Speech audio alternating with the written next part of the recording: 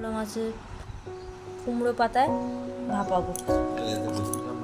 আমরা পোস্ত দিয়ে নিয়েছি, পেঁয়াজ দিয়ে নিয়েছি, একটু কুমড়ো বাটা দিয়ে নিয়েছি, কাঁচা লঙ্কা দিয়ে দিচ্ছি, একটু আদা বাটা দিয়ে দিচ্ছি, দিয়ে আমরা এটা বেটে নেব। একটু জিরের গুঁড়ো বাটা দিয়ে দিয়ে এবার বেটে নেব। আমরা একটু গোলমরিচ দিচ্ছি, কথা বলো, ওটাও বেটে নেব। নিচ্ছি, হলুদ দিয়ে নিচ্ছি, তেল দিয়ে নিচ্ছি,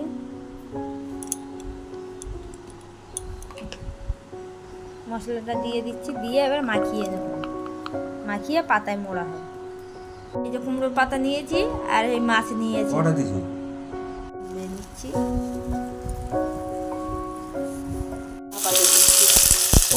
কুমড়ো পাতায় দিয়ে মাছ ভেজেছি, দেখো কি সুন্দর হয়ে